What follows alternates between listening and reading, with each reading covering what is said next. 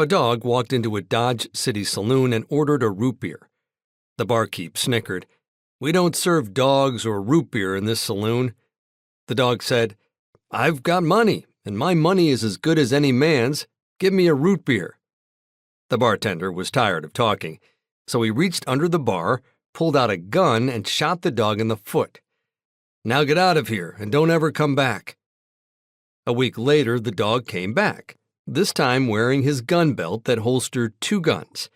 Not seeing the man who shot him behind the bar, he walked up to the new bartender, looked him squarely in the eye, and said, very slowly and very deliberately, "I'm looking for the man who shot my paw."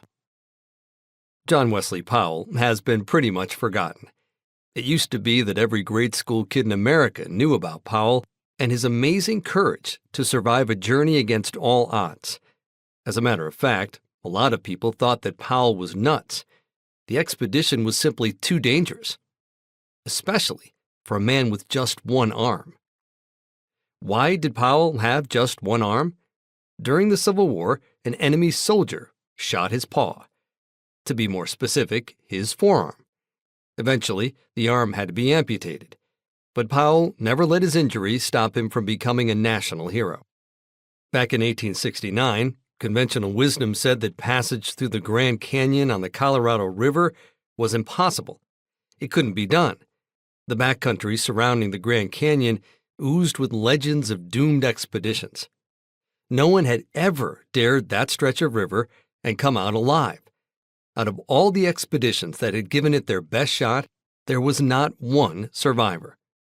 One Army lieutenant who had explored the Colorado just on the southern side of the Grand Canyon believed that powerful river so treacherous that the Colorado, along the greater part of its lonely and majestic way, shall be forever unvisited and undisturbed. Did you see the movie The River Wild? If you did, you'll understand why people thought that Powell was crazy. The footage of Class 9 rapids in the River Wild was a run through the sprinkler compared to what Powell took on. But the one-armed explorer thought he could pull it off.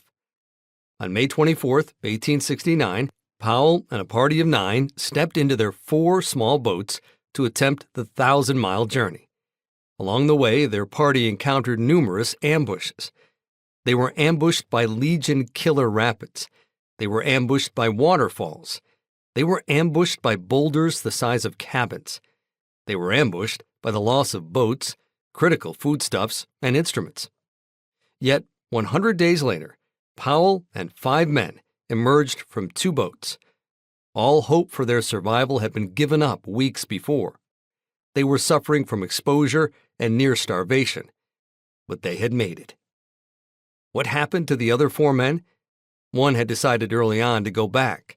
The other 3, after numerous disagreements with Powell, left the expedition. They hiked up to the rim of the canyon, only to be killed by Indians.